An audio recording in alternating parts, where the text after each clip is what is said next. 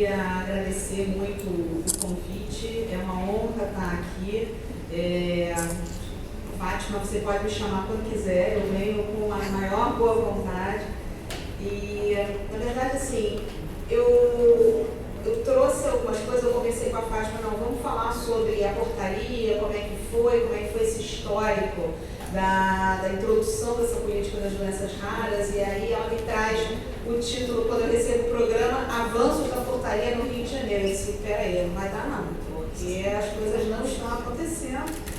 Então, assim, eu vou contar para vocês a história, eu vou contar para vocês aonde a gente está, e, na verdade, assim, eu preciso fazer uma convocação, porque se a gente não se unir, as coisas não vão andar, tá? Bom, eu sou do Instituto Fernandes Figueira, eu sou médica geneticista e eu venho participando dessa questão da política no SUS desde os primórdios, então eu vou contar para vocês a história da qual eu venho participando. Próximo. Então, na verdade, assim, como é que começou essa história de política das raras? Na verdade, não era uma política das raras. Em 2001, quando foi publicado o genoma, tá? Então, quando foi desvendado o genoma humano, que foi notícia de tudo que é jornal, revista, televisão, de repente todo mundo está falando sobre DNA, sobre genoma, sobre clonagem, sobre seja lá o que for, o Ministério da Saúde resolveu ficar muito preocupado com que tipo de uso ia ser feito do genoma humano. Vão pegar as informações genéticas dos brasileiros, vão levar para o exterior, vão clonar, vão descobrir um monte de coisa, o que vai ser feito de nós, e aí de repente eles convocam uma comissão para discutir o uso e o acesso ao genoma humano. Isso foi 2001. Próximo.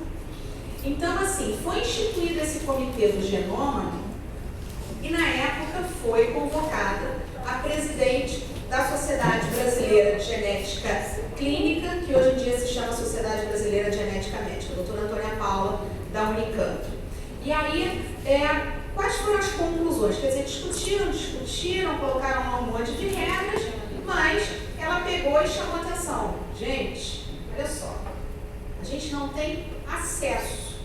Nós trabalhamos com genética médica e a gente não consegue nem atender os indivíduos com doenças genéticas em todos os aspectos, nem para diagnóstico, nem para tratamento, terapias de suporte. Vocês estão querendo discutir uma coisa que hoje em dia aqui no Brasil é quase uma ficção científica. Então tem que fazer uma coisa, mas tem que fazer a outra. Então, assim, a gente precisa de acesso universal, a gente precisa do cuidado e a gente precisa dos exames. Pode passar? E aí, outra coisa que foi colocada é que existia uma íntima ligação entre a genética, o manejo e menos de 30%, na verdade, da demanda vinha sendo atendida pelos serviços, a gente está falando de serviços de genética existentes no Brasil. Por quê? As pessoas não conseguiam chegar, porque assim, mais de 80% desses serviços ou dessa disponibilidade de acesso está no Sul e no Sudeste.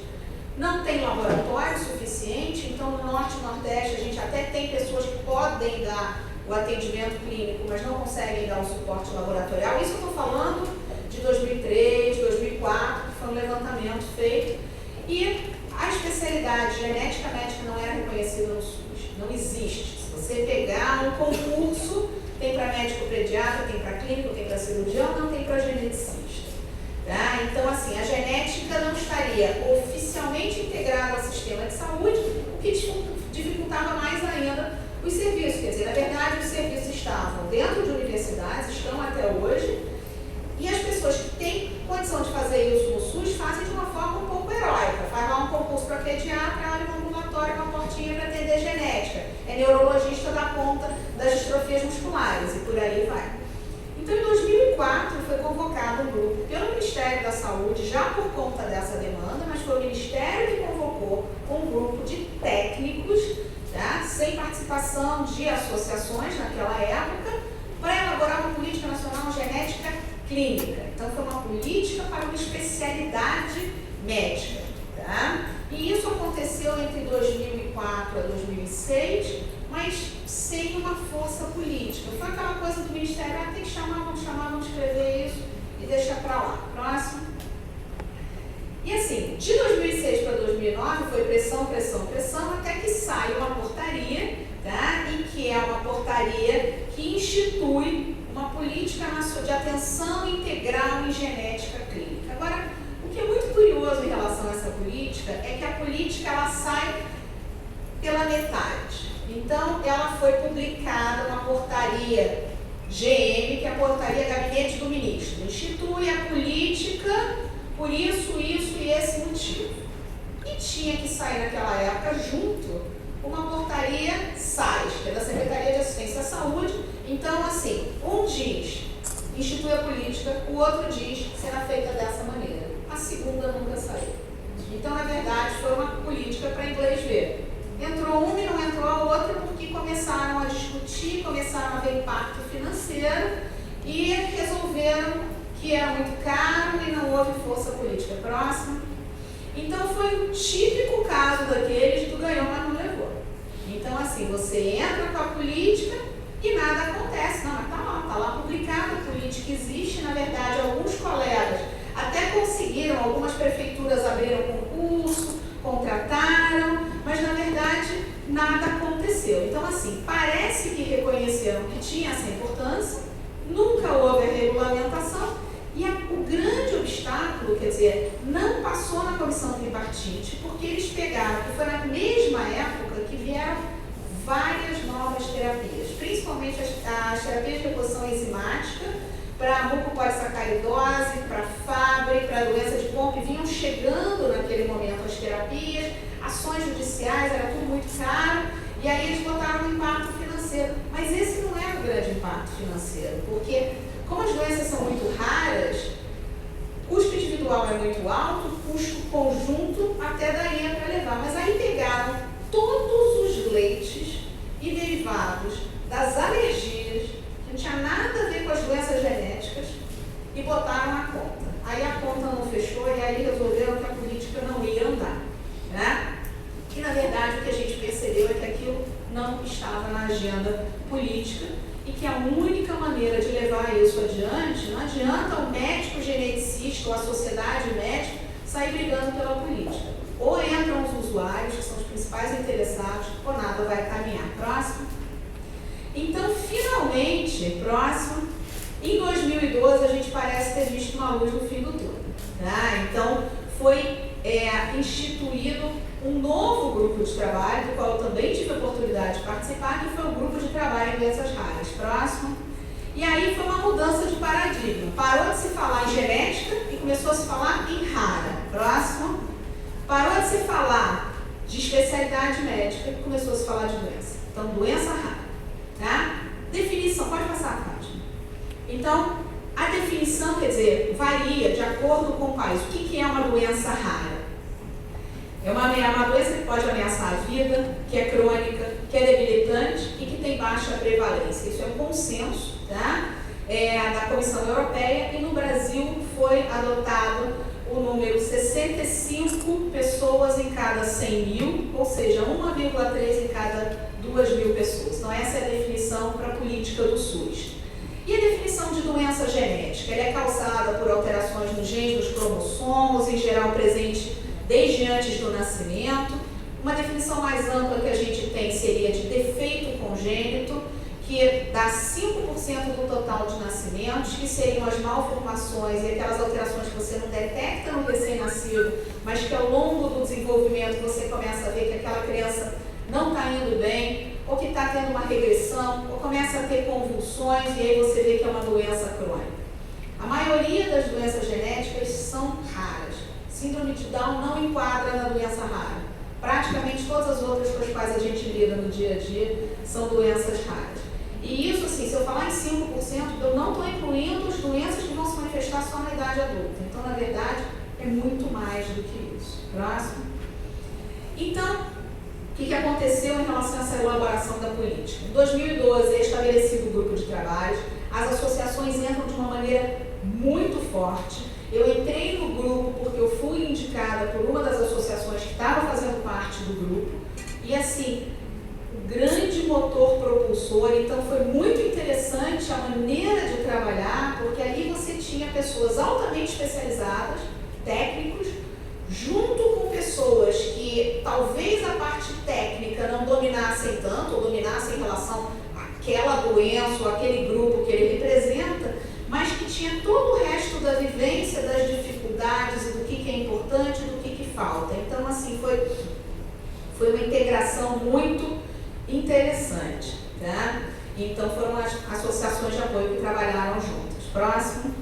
Sendo que, assim, tudo coordenado pelo Ministério, tá? Por um grupo gestor do Ministério da Saúde. Diga-se de passagem, quer dizer, a gente bate, briga com o pessoal do Ministério, mas eu tenho que dizer aqui que o pessoal técnico é muito bom, motivado, trabalham direito, mas assim, tem coisas que vão esbarrar em outras questões, que são principalmente questões políticas, em outros interesses, mas a equipe técnica não só trabalha direito, como foi capaz de elaborar uma política que, se a gente conseguir botar em prática, é muito boa, né? Então, o objetivo seria instituir essa política no âmbito do SUS, com todos os aspectos, tá, relacionados à saúde, quer dizer, o que se chama de cuidado integral.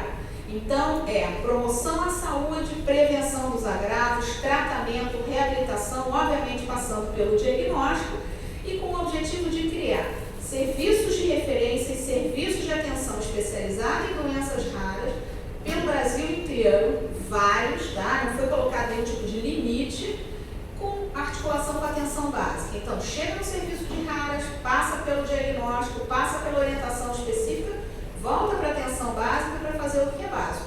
Agora, se os serviços não estão funcionando, mas a atenção básica também não funciona, fica complicado, né? Próximo. E aí, quais seriam os eixos estruturantes? Então, foram divididos em 2 eixos. Então, tem o eixo das raras genéticas e das raras não genéticas, que é outra coisa que é dificílimo de separar. Quer dizer, a gente pode separar por uma questão de ordem prática, mas muitas dessas que estão no grupo dos não genéticos, tem fatores genéticos também envolvidos. Mas, assim, o que está se separando é a que é mais puramente genético e do âmbito do geneticista, e as outras que não estão tanto no âmbito do médico geneticista. Então, nas genéticas são as anomalias congênitas, aquelas malformações ou alterações do desenvolvimento, manifestação tardia. Depois tem um grupo específico que é a deficiência intelectual, que a gente tem alguns exames que são um pouquinho mais específicos, e os erros inatos do metabolismo, que é um grupo mais específico ainda. E as raras não genéticas, autoimunes, infecciosas, inflamatórias, tá? E essa estruturação sempre na lógica do SUS. Referência contra referência, investigação, terapia. E os tratamentos medicamentosos, eles são citados, mas eles precisam passar por outro tipo de processo, próximo, que na verdade são, próximo Fátima, por favor, os PCDTs, tá? O que é um PCDT? É um protocolo clínico de diretriz terapêutica. Então, hoje em dia, o medicamento só entra no SUS e só é utilizado no âmbito do SUS se tiver esse protocolo. Há 20 anos atrás, a gente tem história dos medicamentos que entraram sem ter protocolo específico. Tá? Então, aqui no Brasil, o primeiro de altíssimo custo que entrou foi o medicamento para a doença de Gaucher. E entrou por força de uma pessoa, de uma família especificamente e de uma associação. Então, assim, a importância da associação nesse tipo de processo. Por quê? Porque naquele momento só tinha aquele tratamento e não tinha outros tantos assim para doenças raras, então eles conseguiram. E aí, aquelas incongruências brasileiras, entra o medicamento não está nem registrado na Anvisa e nem tem protocolo. Quer dizer, o registro na Anvisa foi depois, o protocolo foi depois. Hoje em dia é outra lógica. Então, eu tenho que ter o medicamento disponível, eu tenho que ter registro na Anvisa, eu tenho que ter protocolo e aí eu consigo tratar, né? E, assim, os protocolos, eles são feitos também por grupos de especialistas junto com as famílias, mas baseado em quesitos técnicos. Você tem que ter um critério de inclusão, um critério de exclusão, e você tem que ter as diretrizes terapêuticas que não são só dar o remédio, mas dar o remédio, acompanhar clinicamente, ver se aquilo está fazendo efeito ou não e reavaliar periodicamente. Então, existe um grupo de Gaucher hoje que faz isso, existe uma lista de protocolos, existe um protocolo de diretrizes terapêuticas para a osteogênese imperfeita, Existe para várias doenças, mas o que a gente quer é que tenha para todas as que têm potencialmente um tratamento medicamentoso. Próximo. Porque se não tem o protocolo, as pessoas estão recebendo mesmo a medicação. Então, a Maria Clara falou da medicação de POMP, as pessoas que têm doença de POMP, bem ou mal, estão recebendo, apesar de estar faltando, mas estão recebendo através da judicialização. E o que acontece com a judicialização? Cada indivíduo entra com uma ação, então os processos eles são individuais, as compras são impostas, a medicação sai muito mais cara, tem um monte de atravessador no meio, tá? E assim, não tem racionalização de recurso. Se a gente fizesse isso através de um protocolo clínico, essa medicação custaria provavelmente metade do preço. Tá? Próximo. E na verdade, quer dizer, o pessoal do dinheiro no governo fica muito assustado que os tratamentos são muito caros. Mas na verdade, das raras, é um percentual muito pequeno que tem um tratamento medicamentoso específico. Tratamento todo mundo tem. Vai ter reabilitação, vai ter fisioterapia, vai ter um monte de outras coisas que são absolutamente fundamentais. Mas assim, o remédio é caro. E se não tiver remédio? Não trata? Todo mundo precisa do tratamento. E às vezes, os outros aspectos do tratamento podem ser tão ou mais importantes do que o remédio em si. Próximo. Então, assim, e aqui a nossa portaria 199, quer dizer, ela foi publicada no Diário Oficial no dia 12 de fevereiro de 2014, então assim, acabou de fazer 2 anos, e a gente está esperando ainda ver o que vai acontecer. Agora, olha que interessante como é que é diferente a maneira que entra essa da genética clínica. Na outra, ele só institui a política. Nesse, olha como é que sai a portaria. Institui a Política Nacional de Atenção Integral às Pessoas com Doenças Raras, aprova as diretrizes para atenção integral às pessoas com doenças raras no âmbito do Sistema Único de Saúde e institui incentivos financeiros de custeio. Completamente diferente. Então, essa diz, é para fazer e vai fazer assim. E é uma portaria que tem 30 páginas e que tem detalhamento de como que um centro de referência ou como serviço de atenção especializada vão ser credenciados, quanto que vão receber. Próximo. Então, o que está incluído nessa portaria? Então, o que está listado na portaria é muito mais em relação à parte de genética e doenças genéticas e exames do que o geral. Por quê? Porque muita coisa vai precisar desses PCDTs. Então, a análise cromossômica entra com valor diferenciado, que era, sei lá, R$12, e é inviável fazer o exame por R$12. Entram algumas técnicas específicas, né? Entram vários exames para erros inatos do metabolismo, exames através do DNA, até o Array CGH, que é uma técnica muito moderna, que a gente está usando bastante e é bastante eficaz, e entra também o aconselhamento genético. E o aconselhamento genético é fundamental porque ele vincula a referência dos centros que são de referência nas genéticas ao geneticista, e não ao contrário. Eles não deixam fazer o contrário. Nenhum centro vai ser credenciado se não tiver um atendimento médico, clínico. Se o centro disser, eu faço todos os exames de laboratório, dê atendimento clínico para a população, senão não vai ter. E tem que ter um médico geneticista responsável assinando por esse centro. Próximo. Bom, e como é que é essa remuneração? Então, estou falando só das genéticas, do eixo 1. Então, para anomalias congênitas de deficiência intelectual, o pacote é de R$800. Então, teoricamente, eu entro o paciente no centro, eu cadastro ele, começo a fazer uma investigação e o centro vai receber R$800. A investigação laboratorial vai ter que estar dentro desse pacote. O aconselhamento genético é R$100. Os erros inatos do metabolismo, que são exames um pouquinho diferentes, R$600. Se a gente multiplicar, olha, a gente atende 4.000 pacientes ano, eu tenho 2.000 consultas de primeira vez. É um montante razoável. Se um paciente, eu preciso de um exame que é só um cariótipo para dar conta, aquele troco ele vai ajudar eu a fazer um Array CGH, que é um procedimento muito mais caro do que os R$800, num outro paciente. Então,